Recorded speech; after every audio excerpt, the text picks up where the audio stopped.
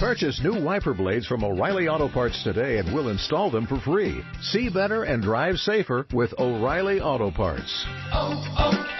O'Reilly Auto Parts.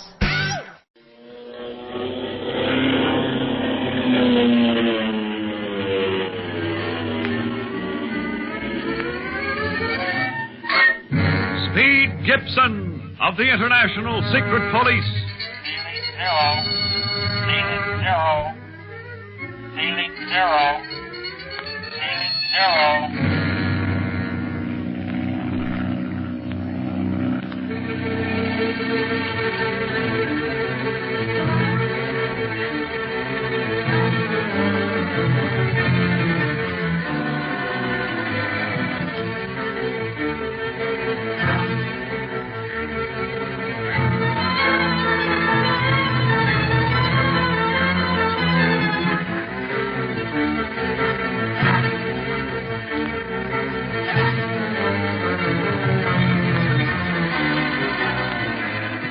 Clint Barlow decides to leave Carlos in disguise at the location where the Atlantean expedition is operating to keep an eye on things while he and Speed fly on to the Belgian Congo in the search for the octopus. Meantime, the criminal has learned of the proposed Sahara flight and plans to stop his enemies permanently at the desert city of Kano.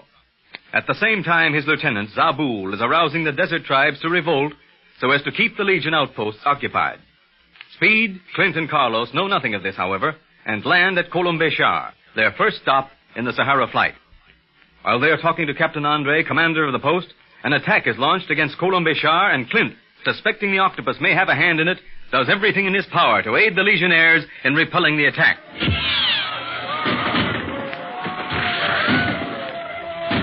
They're falling back, Clint.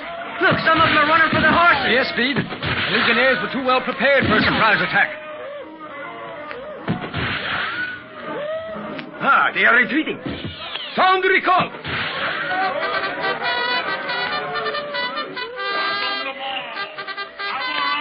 Look at them all lining up for you, Captain Andre. Boy, your Legionnaires sure move fast. Necessity, Speed. Attention! You have succeeded in driving off a surprise attack. Let this be a lesson to us. Evidently, the desert tribes are being moved by the spirit of revolt again. We must be ever watchful and ready for them. Hey, look. Hey, here come some of your men with a prisoner, Captain. Oui, Monsieur Del Valle. Now perhaps we can learn what started this attack. If we can get this fellow to talk. Prisoner, Captain Andre. He's wounded. Very well. Fall in with the others. Monsieur. Now, you. What are you called? Abba. Well, Abba, we shall give you more leniency than you deserve. First, your wounds shall be cared for. And then you will tell us what we want to know. Do you understand? I understand well. Very well.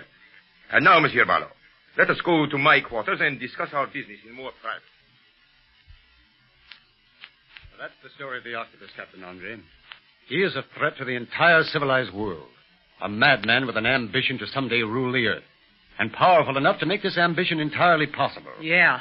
The octopus gang has headquarters all over the world, Captain. It seems impossible that such a criminal could exist for as long as you have said, Monsieur Barlow.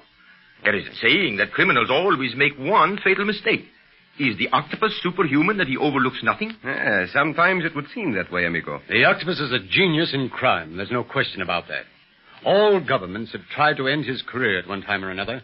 The American police, the French Sûreté, Scotland Yard, and countless others have pursued him, but to no avail. They've made some arrests, lesser members of his band, but none of them would tell anything about the octopus, since they're in deadly fear of him. Is there nothing that will stop this monster, then? Sure. My uncle, Clint. Who can stop the octopus if any living man can? The world is looking to the international secret police to destroy this criminal eventually. Meantime, the various police authorities are giving us every possible assistance. And be assured that the Foreign Legion will do everything in its power to help Monsieur Barlow. Yes, thank you. Commodore Ricard assured me of that. Isla, who is there? Prisoner, Captain Andre. Oh, bring him in. That is all, Sergeant. Oui, Captain Andre. So, Abba, you are not so badly wounded after all. Just a flesh wound in my leg. Not bad, but bad enough to keep me from escaping. You may sit down if your wound bothers you. The blessings of Allah on you for this kindness. Gosh, he's awful polite now for having been fighting us like the Dickens just a little while ago. That is true of these wild desert tribesmen, Pete. Their manners are beyond reproach as they cut your throat. Gee. Abba, I want you to tell us exactly who or what started this revolt. There has been peace between us and your tribesmen for many weeks. What caused you to attack us? You legionnaires oppress us. You know that is not true. We have helped you, tended your sick, improved your living conditions, attempted even to effect a truce between your tribes and other tribes inhabiting the Sahara. We have tried to be like kindly fathers to your race. Do you call that oppression? You have fed our bodies, perhaps, but starved our souls. We must have utter freedom or perish. And in what way have we interfered with your freedom? Is it because we do not sell you ammunition and arms? That is one reason. My patience is at an end, Abba. You would have us sell you weapons, the better to destroy us with, eh? All these are false reasons you are giving me for the attack. What is the real one? I have nothing more to say. If it is written that you will not believe me, so be it. You see what we have to contend with, Monsieur Barlow? May we question the prisoner, Captain? Oh, I wish you would, mister. Perhaps you can succeed where I have failed. Abba, you think a great deal of your freedom, don't you? More of my freedom than of my life. And yet you risk arrest. Months in a desert cell, behind barred windows, simply because a man, unknown to you, save by name, orders you to revolt. I do not understand you. Will you understand better if I mention that name? The Octopus. Yeah, you are not worthy of your tribe, Abba, to listen to the false tongue of such a man as the Octopus. But you receive no benefits by doing his bidding. Instead, you stand to lose everything by angering your benefactors, the Foreign Legion.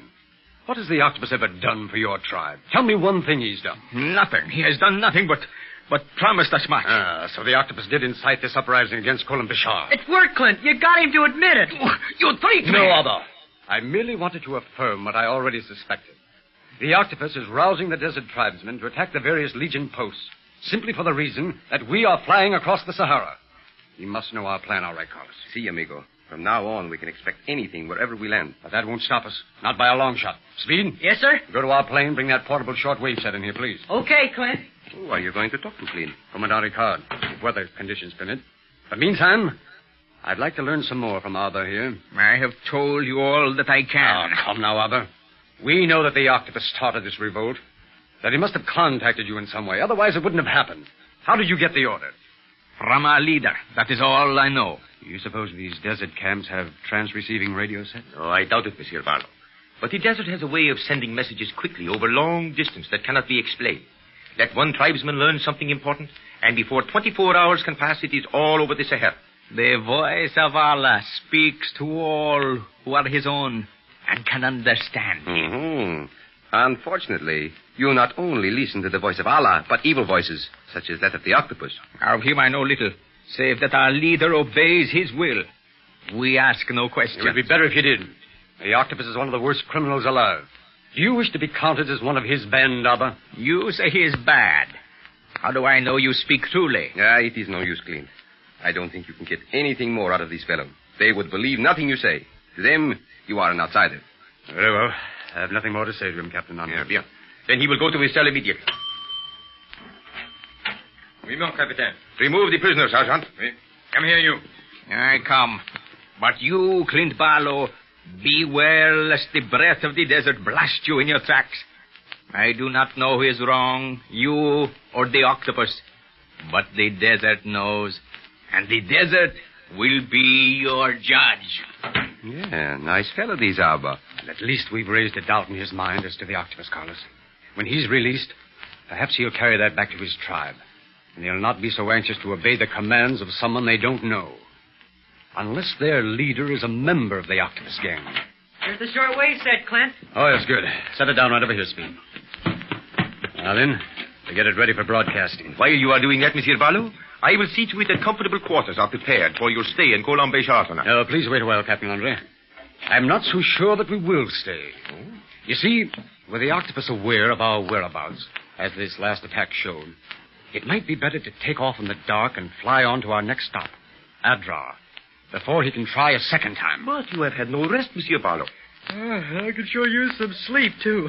But I can sleep in the plane. Oh, surely things are not as pressing as that. The Octopus would be insane to attempt another attack here tonight. He is insane, Captain. No doubt about that. See, but not so crazy that he cannot think his way out of tight places, eh, Clint? Right. And I think I've got the set working now. We'll see. I can plan our next move better after talking to Commodore Ricard. Gonna tell him about this attack, Clint? Yes. Also see if he's observed any unusual activity amongst the desert tribes near Marrakesh. You see, Captain Andre, there's danger of the Octopus causing a general revolt all over the Sahara. This would keep the Legion occupied and give them no time to aid us in our flight and search for the crewmen. I see. Mon Dieu. Such a thing must be stopped immediately. Exactly. And I'll tell that to Commodore in just a minute now. Sacre bleu. What is that? It's the Octopus. Quiet, Speed. Let's see what he has to say. Clint Barlow, what has happened at Colomb-Bashar is nothing to what awaits you in the Sahara. Empty threats mean nothing to me, Octopus. You think this warning a mere threat? You shall soon learn differently, Barlow. Not until I face you. You will never face me, because you will never finish your Sahara flight. For once you are attempting something that is beyond even your talents, Barlow. Can you find out where he's broadcasting from, Clint? However, you always were a fool and will follow a decision to its end, even though you may lose your life in doing so. But I did not think you were such a fool as to risk your nephew's life as well. Clint, what does he mean? Easy, Carlos. Don't lose your head. You have nerves of steel, Barlow, but I doubt if you will remain calm when you discover the fate in store for you and Speed Gibson. We'll see about that. Yes. We shall see. That settles it. What do you mean? The Octopus was using ultra-short wave. That means he's within a 50-mile radius, or he never could have reached our set here. Get your Legionnaires ready for action, Captain Andre. What is your command, Monsieur Barlow? Stand ready to search the desert within a 50-mile radius of Colomb-Bashar at dawn. By that time, we'll be in Adrar. Adrar? And we're taking off for there tonight? Immediately. If we move fast and start the Legion in search from Adrar, at the same time Captain Andre leads his men out of Colomb-Bashar, we may trap the Octopus. Come on. We haven't got a minute to lose.